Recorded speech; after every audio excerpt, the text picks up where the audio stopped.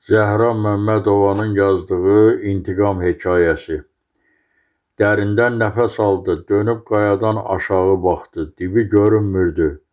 Dərədən axan suyun səsi güclə eşidilirdi.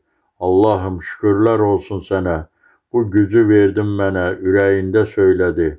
Nəfəs almağa belə çəkinirdi, eşidiləcəyindən qorxurdu. Ayağını atıb axırıncı iri qaya parçasını da aşıb düzənliyə uzandı. Nəfəs almadan ətrafı dinlədi. Böcəklərin səsi sükutu pozurdu. Təyin olunan yerə 100 metrə qədər məsafə var idi. Bir neçə saniyədə orada olmalı idi. Sakitcə, səssizcə, hiss olunmadan. Ya Allah deyib irəli şığıdı. Bu o qədər sürətli oldu ki, sanki bir quş uçdu. İri daşların arasına sığınıb yenə ətrafa qulaq verdi. Sakitlik hökm sürürdü. Böcəklərin və əsən mehin səsindən başqa heç bir hənirti yox idi. Rahatlıqla nəfəs aldı. Belinə asdığı silahını və döyüş bıçağını əli ilə bir daha yoxladı. İnşallah sizə ehtiyacım olmaz. Yenə də ürəyində pıçıldadı və gözlərini qaranlıq bir nöqtəyə dikib bütün diqqətini ətrafa yönəltdi. Heç 2 dəqiqə keçməmiş xoş bülbül səsi eşidildi. Səs gələn tərəfi müəyyənləşdirdi. Bülbül 5 dəfə cəhcəh vurdu. Bu o demək idi ki, ona tapşırılan postda 5 nəfər var. Asta-asta demək olar ki, ayaqlarının ucunda onlara yaxınlaşdı. Payız olmasına baxmayaraq, gündüzlər hava həlim və günəşli keçirdi. Amma bugün hava çox dolmuşdu. Onların 5-i də bir-birinə sıxılıb, başlarını dikinə yerə söykədikləri, 2 əlləri ilə tutduqları silahlarına dayamışdılar.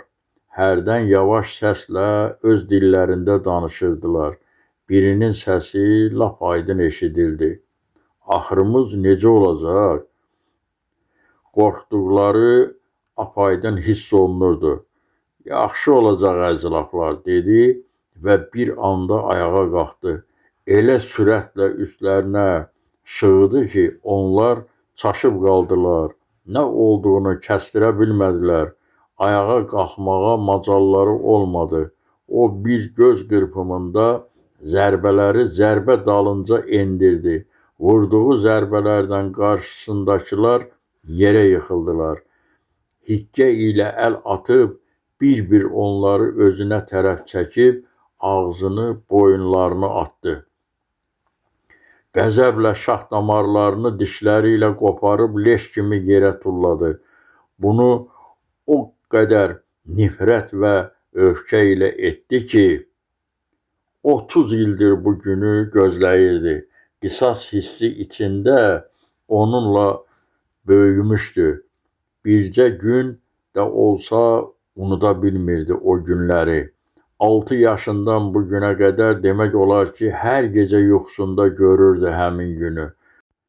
Onların damarlarını qopardıqca 13 yaşlı bacısının soyundurulub əldən ələ ötürüldüyünü, ağrıdan, qorxudan, dəhşətdən, hədağadan çıxan gözləri, döşləri kəsilib al qanına boyanan anası, hərbiçi qardaşının kəsilmiş başı ilə top əvəzinə futbol oynadıqlarını, atasının diz çöktürülüb məcburən bu mənzərəni seyr etdirməkləri gözlərinin önünə gəlir, xatırladıqca qızışır, qanın içində çabalayan düşmənləri dayanmadan yerə çırpırdı.